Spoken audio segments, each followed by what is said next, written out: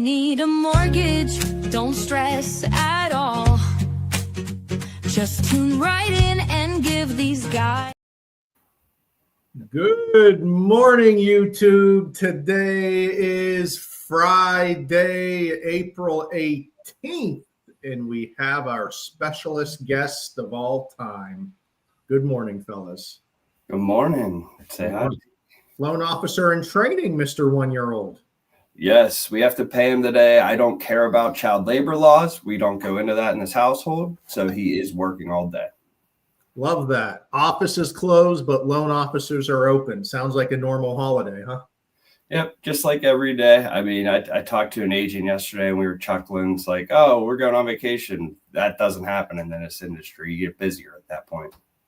Yep. Anth, what are you up to today? Anything exciting?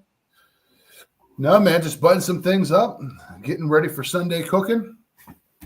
So got the family coming over, doing all the cooking. So grab some good food, man.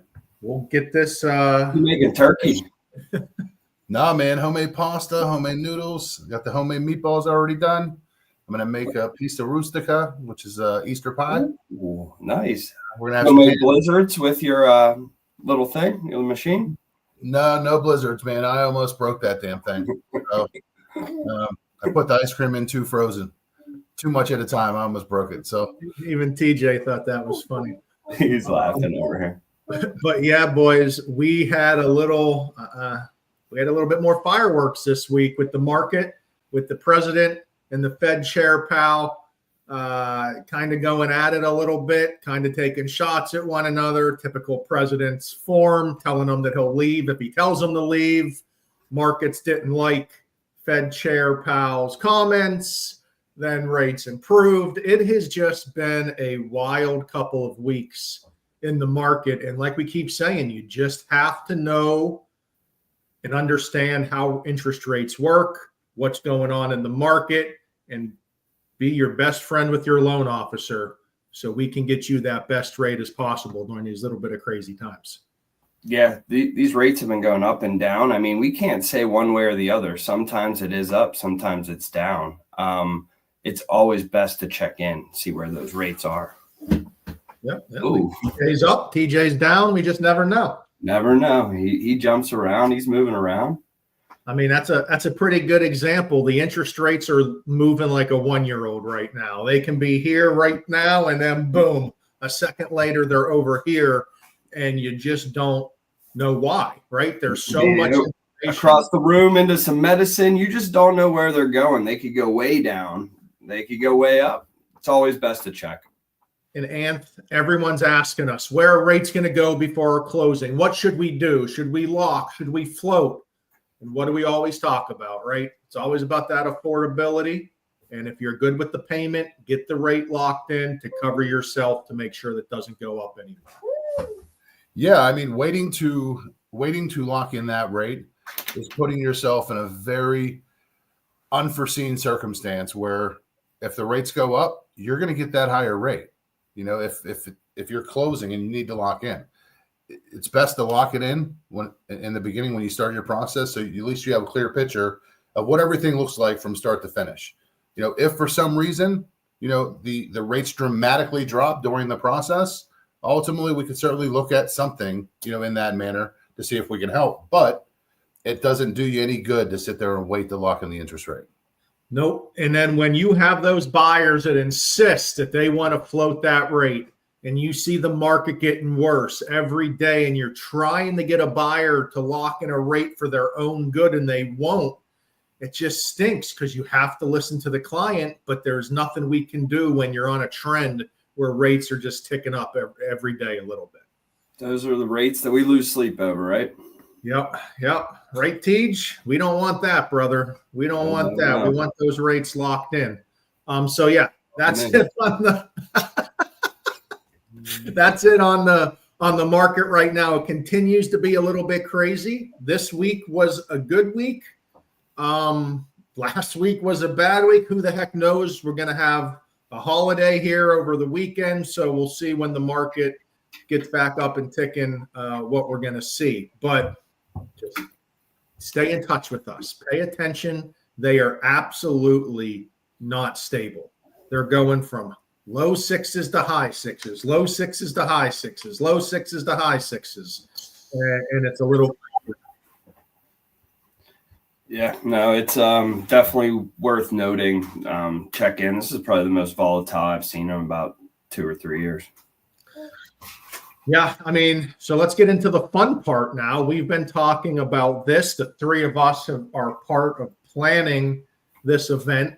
We tried to get together an event. We wanted to put something together that was fun. We all like the golf. Of course, Tom is our golfing expert. We kind of just feel like a whole golf outing can be too tiresome for a lot of folks. Some of us have younger children now. So what we came up with was a hole-in-one contest at Shooters Golf.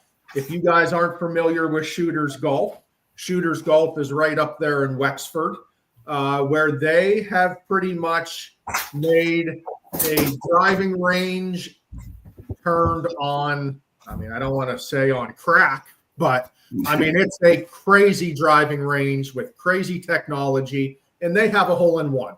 So we're teaming up with them to have a hole-in-one contest June 6th from 12 to 5, where you can pay $20 to get in. That gets you some food and some beer, and then you can pay $1 a shot. It's only a 65-yard hole, so bring friends, bring family, bring the kids to see if you can win your $1,000 for the first hole-in-one of the day.